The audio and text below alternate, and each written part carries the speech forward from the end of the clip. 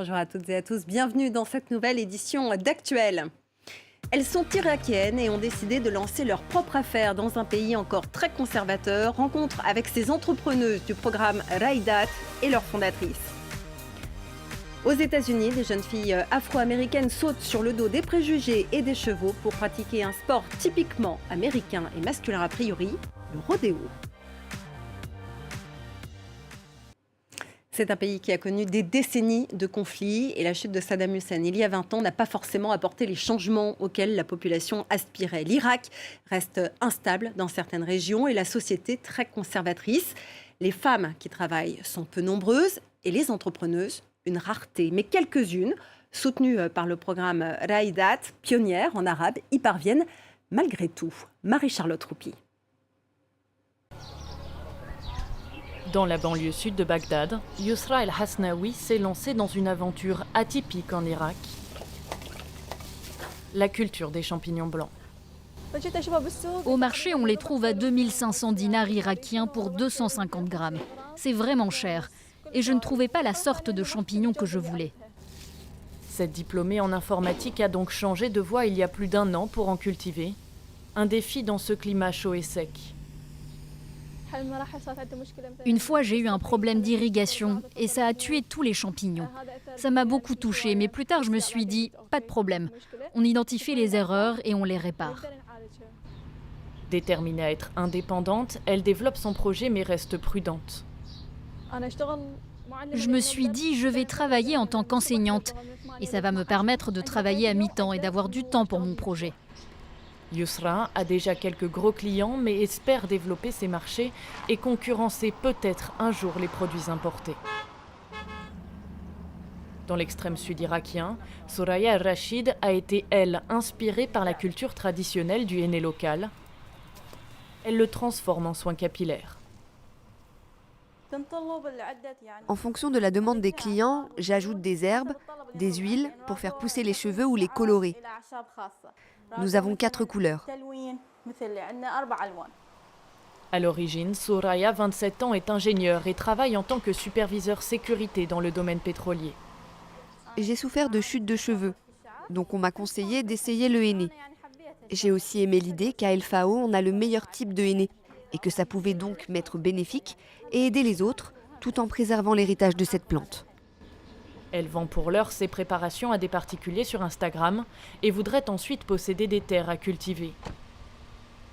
Mais dans le sud, très conservateur, une femme ne peut acheter de terrain seule. L'avenir de son entreprise est incertain. Son futur dépendra de la décision de son mari. Si le mari l'encourage ou non, il y en a d'autres qui ne veulent pas que les femmes travaillent à l'extérieur. Ça dépendra de mon choix. Je dois choisir un homme qui soutient les femmes. Je dois bien choisir.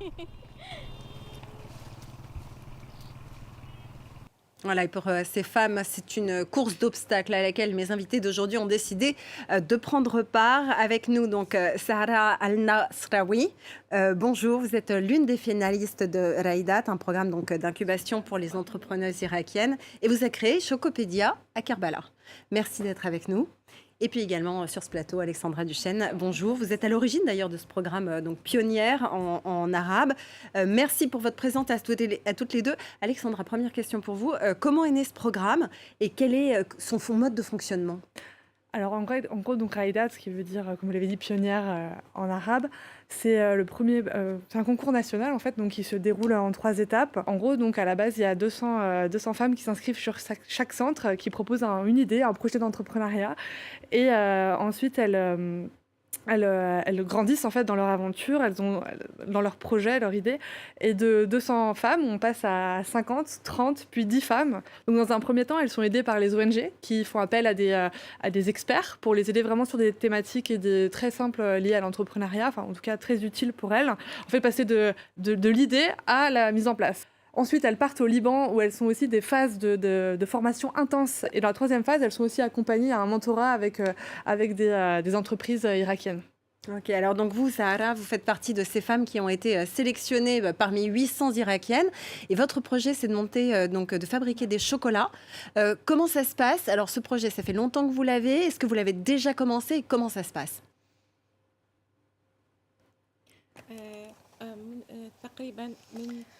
Je travaille depuis 3 ans environ sur ce programme, sur ce projet. J'ai commencé donc à fabriquer du chocolat. J'aime beaucoup, je suis une amatrice du chocolat. J'ai commencé avec des moyens très modestes. J'ai rencontré de nombreuses difficultés, notamment au lancement de mon projet et directement de mon entourage. On me disait que je n'allais pas y arriver parce que je n'avais pas les connaissances nécessaires pour mener à terme un tel projet. Je n'ai pas poursuivi mes études académiques. Donc, bien sûr, au départ, j'ai confronté ce refus de mes proches, mais j'ai réussi à les convaincre. Par la suite également, la problématique étant le manque d'investisseurs. Tout ce que je produisais au départ, je ne dépassais pas les recettes de $200. Donc, et puis par la suite, j'ai eu beaucoup plus de clients et mon projet prend de l'ampleur et moi, j'aspire à réaliser davantage. Alors, vous parlez de vos proches, justement. Quelle est aujourd'hui, Alexandra, la réaction de la société irakienne en général? C'est encore assez conservateur. Est-ce que vous avez eu des difficultés à convaincre les postulantes de participer au programme? En effet, il est encore difficile de nos jours à une femme irakienne de travailler. C'est une réalité. Donc, c'est vrai qu'on s'appuie sur nos partenaires locaux aussi énormément. Donc, The Station à Bagdad et Mossoul. En fait, Bagdad et Mossoul sont des villes où voilà, assez grande. Bon, Mossoul est différent parce qu'elle a connu la guerre il n'y a pas longtemps, mais il y a quand même une sorte d'élite culturelle dans ces deux villes. Tandis que dans le sud, à Karbala et Bassora, on a une société beaucoup plus conservatrice, chiite. Et donc, on s'appuie sur la Ataba, notre partenaire local, qui nous permet de garantir en fait la participation des femmes. Il faut savoir que oui, c'était difficile aussi pour les femmes même de convaincre leur famille de participer. Donc elles ont la garantie grâce au partenaire local sur lequel on s'appuie et aussi la bonne réputation de ce projet grâce aux gagnantes de l'année dernière qui ont fait une publicité positive. C'est ça qui permet de donner une opportunité à ces femmes et de s'insérer dans un tissu social qui est quand même pas évident, mais aussi cosmopolite. Et en fait, par le fait qu'on est présent sur les 4 centres, ça fait vraiment rayonner et aussi se rencontrer ces femmes qui, peut-être dans d'autres occasions, ne pourraient pas se rencontrer aussi. Dans la société irakienne, quand on est mère, comment ça se passe? Vous avez un moyen de faire garder vos enfants ou vous avez dû trouver des solutions?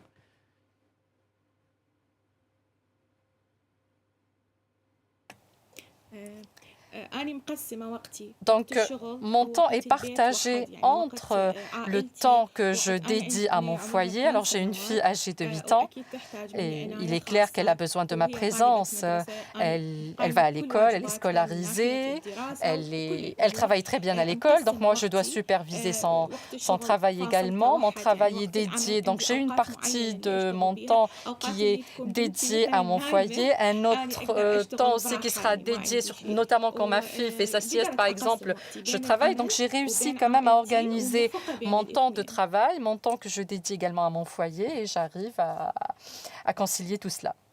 Quelle est la réaction des femmes de votre entourage, dans votre ville, dans votre quartier, dans votre famille? Est-ce qu'elles sont fières, contentes, jalouses? Est-ce qu'elles ont envie aussi de faire la même chose que vous?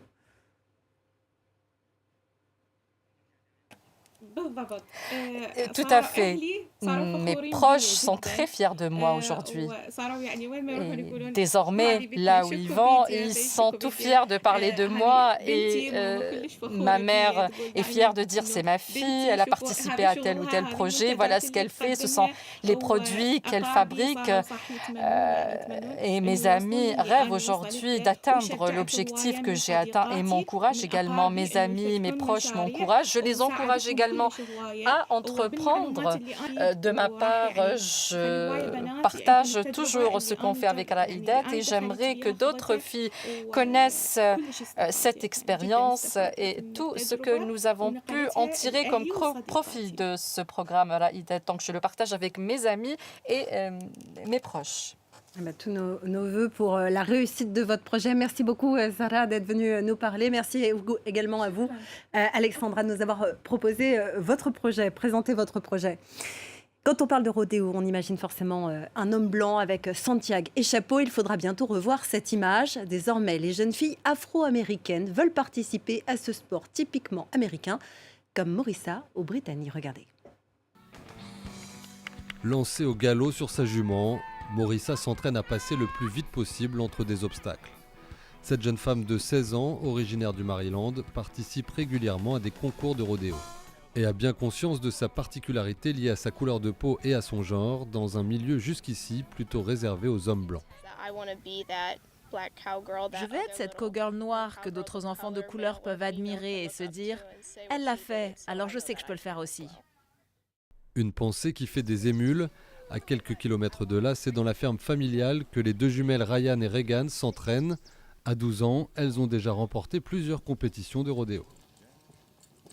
Cela montre que peu importe votre apparence ou quoi que ce soit d'autre, vous pouvez faire tout ce que vous voulez. Oui, il suffit d'avoir confiance en soi et de savoir que l'on peut y arriver. Pour leur père qui est aussi leur coach, les Afro-Américains sont tout aussi légitimes que les autres dans ce sport. Nos ancêtres étaient vraiment habiles avec les chevaux et les mules pour labourer. Et c'est aussi naturel pour les enfants. Les chevaux étaient là quand elles sont nées. D'après les historiens, un quart des cow-boys après la guerre de sécession étaient noirs. Une idée pourtant peu présente dans l'imaginaire collectif. Celle de la femme noire championne de rodéo pourrait bien devenir une nouvelle composante du melting pot américain. Et c'est déjà la fin de cette édition. Merci à vous de nous avoir suivis. À très bientôt sur France 24.